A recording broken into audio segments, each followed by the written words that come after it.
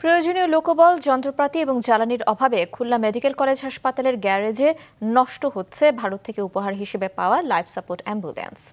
ফলে বেসরকারি অ্যাম্বুলেন্সের ওপর নির্ভর করতে হচ্ছে রোগীদের। SM মিলনের ক্যামেরায় মুস্তফা জামালের রিপোর্ট। খুলনা মেডিকেল কলেজের গাড়ির গ্যারেজে এভাবেই দিনের পর দিন পড়ে আছে ভারত সরকারের কাছ থেকে পাওয়া প্রতিষ্ঠানটির একমাত্র লাইফ সাপোর্ট অ্যাম্বুলেন্স। 2021 সালে করোনাকালীন সময়ে রোগী পরিবহনের জন্য উপহার হিসাবে স্বাস্থ্য অধিদপ্তর পায় এই অ্যাম্বুলেন্স। নামে লাইফ সাপোর্ট অ্যাম্বুলেন্স হলেও এর মধ্যে নেই প্রয়োজনীয় যন্ত্রপাতি। ফলে এর মাধ্যমে রোগীদের কাঙ্ক্ষিত জরুরি সেবা দেওয়া সম্ভব নয় বলছে হাসপাতাল কর্তৃপক্ষ। আমাদের অ্যাম্বুলেন্সে আসলে আমরা ওয়েল ইকুইপড না, কারণ এটা আমরা ডোনেশনের মাধ্যমে পেয়েছিলাম। তারা আমাদের যা যা ডোনেশন করেছেন আমাদের সেগুলোই আছে। আমরা এই যেগুলো একটি স্ট্যান্ডার্ডের যেসব প্রয়োজন হয় আমার জানা মতে আমরা সেগুলো ডোনেশন পাইনি।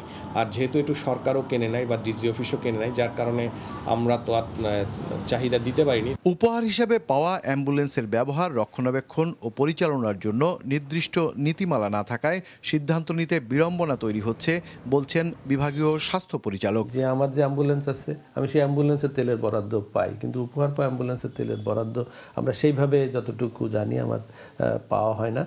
সেইভাবে পাওয়া না গেলে আসলে সেটাকে চালানোও কঠিন। আর ধরেন খরচ দিয়ে একজনকে নিয়ে যাওয়া, সেই খরচটা এত বেশি হয় যে আসলে জেনারেল পাবলিক সেটা বহন করাও আমাদের জন্য কঠিন হয়ে দাঁড়ায়।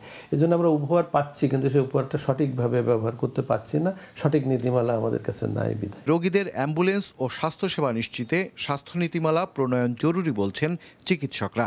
স্বাস্থ্যনীতি না থাকার কারণে স্বাস্থ্য সার্ভিস বা স্বাস্থ্য ব্যবস্থাপনায় সবচেয়ে অবহেলিত দিক হলো এই অ্যাম্বুলেন্স সার্ভিস। পরিবারের কোনো সদস্য অসুস্থ হলে সাধারণত সবাই ইমোশনাল থাকে, আবেগপ্রবণ থাকে।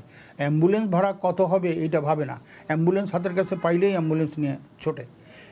এই অ্যাম্বুলেন্সের ভাড়া এটি সুনির্দিষ্ট একটি নীতিমালার আওতায় আনা দরকার। খুলনা বিভাগের 10 জেলার মধ্যে খুলনা, সাতক্ষীরা ও যশোরে বর্তমানে 6টি লাইফ সাপোর্ট অ্যাম্বুলেন্স রয়েছে, যেগুলো আধুনিকায়ন জরুরি বলছেন চিকিৎসকরা। মোস্তফা জামাল, মাছরাঙা সংবাদ, খুলনা।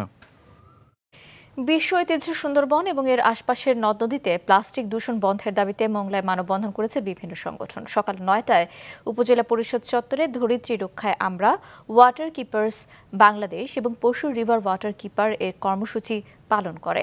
এ সময় বক্তারা বলেন, সুন্দরবন সংলগ্ন পশুর, রূপসা এবং মোংলা নদীর 17 প্রজাতির মাছের দেহে মাইক্রোপ্লাস্টিক কণার অস্তিত্ব পাওয়া গেছে। দূষণ রোধ করতে না পারলে পরিবেশ ভারসাম্য নষ্ট হবে বলে জানান তারা।